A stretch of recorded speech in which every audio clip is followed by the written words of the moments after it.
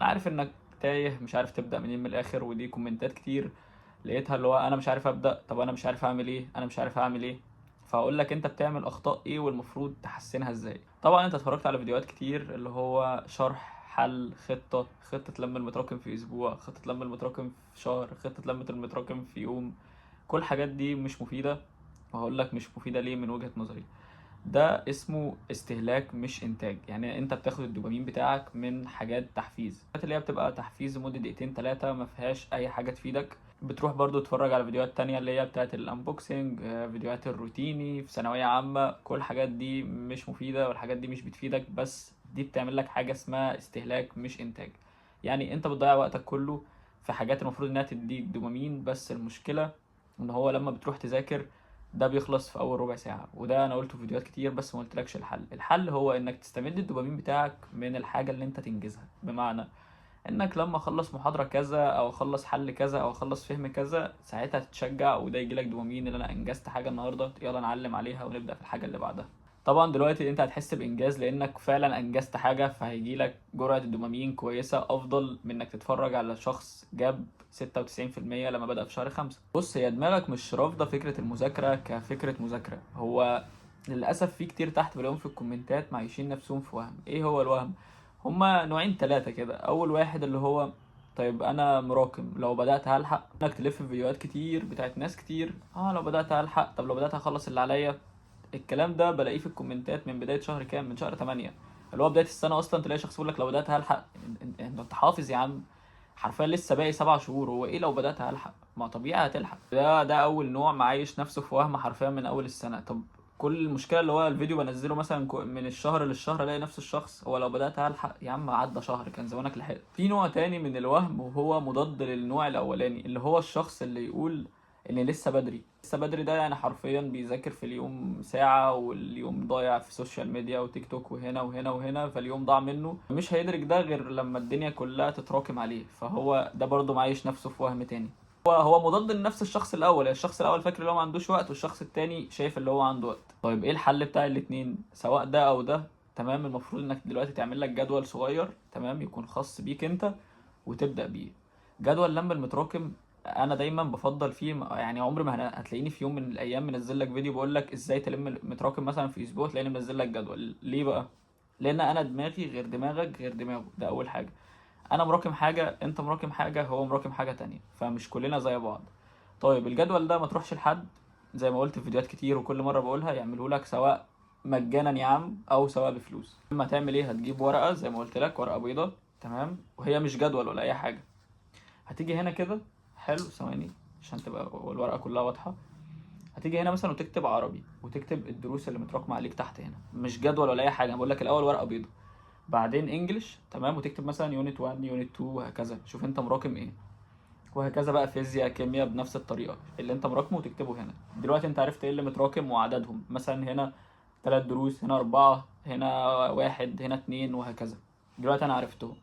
حلو قوي. دلوقتي الورقه كامله بقى فيها كل المتراكم عليك. بتجيب ورقه تانية صغيره تمام، ورقة صغيرة خالص، وتبدأ برضو كل يوم كده في الورقة الصغيرة تكتب فيها اللي انت بقى عايز تاخد مثلا من الورقة الكبيرة هنا دي.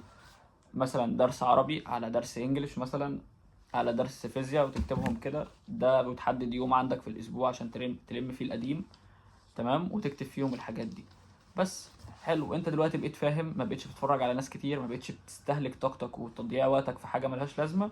الورقه دي بتكتبها قبل ما تنام، ويومك يبدا من الفجر تبدا تذاكر على اخر النهار قبل ما تنام تاني تروح تعلم على الحاجات اللي انت انجزتها في اليوم ده. وحلو قوي على كده تاخد الورقه دي وما ترميهاش تمام، تحطها في علبه كده انا قلت لك عليها قبل كده في فيديوهات تانية.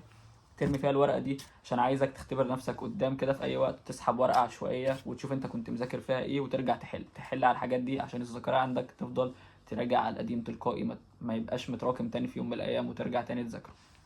في حاجه تانية ممكن توقع لك كل اللي احنا عملناه ده، هو انك عقلك عايز نتيجه سريعه. طيب انت دلوقتي بدات تذاكر والحمد لله بدات تمشي في الدنيا تمام، وبدات تلم المتراكم واحده واحده.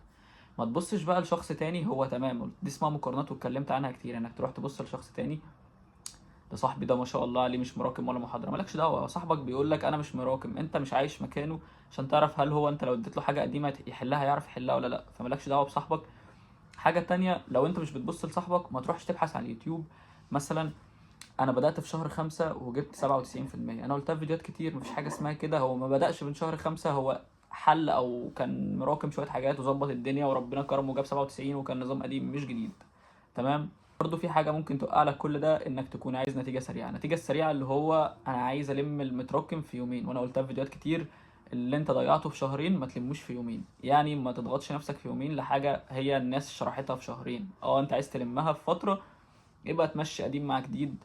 وانا قلت لك تعمل ايه دلوقتي، ولازم يكون عندك وقت فاضي في الاسبوع تلم في المتراكم. ما تحاولش تقنع نفسك وعقلك انك شخص عنده 10 شركات بيديرهم وما عندوش وقت فاضي في الاسبوع اللي هو يلم المتراكم. الوقت اللي بتضيعه في السوشيال ميديا، الوقت اللي انت بتلعب فيه، الوقت اللي انت بتضيعه عموما في الفيديوهات اللي هي بتستهلك طاقتك من غير ما تنجز اي حاجه فعليه، حاول انك فعلا تلم فيه الحاجه اللي عليك.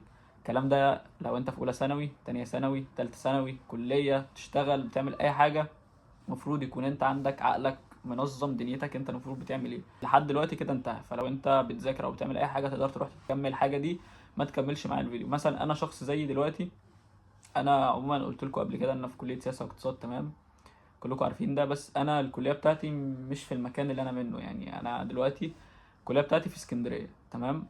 فانا قاعد في اسكندريه، بيبقى يومي عباره عن مثلا كليه، مثلا مذاكره، طبخ، غسيل، تنظيف، كل الحاجات دي، لان قاعد في سكن، تمام. فالحاجات دي برضو انا برتبها في دماغي، حتى لو مش في ورقه زي دي، فبكون عارف ان انا مثلا، يعني مثلا دلوقتي عندي اصلا مناقشه مشروع بكره، بس انا قررت ان انا اعمل لكم الفيديو ده بما اني بذاكر، فقلت يمكن يعني حد يتفرج عليه ويذاكر، فادعوا لي بقى. المهم مثلا بقول عندي مناقشه مشروع، مذاكره للمشروع، تمام.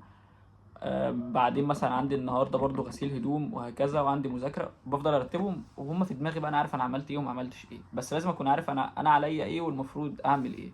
فبس كده يا شباب، الفيديو يكون انتهى عند النقطه دي. يا رب كلكم توصلوا اللي انتوا عاوزينه، سواء انت كنت في سنه اولى او تانية او تالتة. والفيديو ده هيلمس اكتر ناس اللي هي في تالتة، لان دي اكتر ناس السنه طويله عندها وبتراكم، على عكس الاصغر من كده بتبقى الدنيا عنده سهله، ترم ولا حاجه ويقدر ينجزهم ويخش الامتحان. فاتمنى كلكم توصلوا اللي انتوا عاوزينه. وما تنسوش تعملوا لايك وسبسكرايب لو عجبكم الفيديو، واشوفكم في فيديوهات تانية كتير. ولو حد عايز اتكلم عن اي حاجة معينة يكتبها لي تحت في الكومنتات ونتكلم عنها. وبس كده يكون انتهى الفيديو. سلام.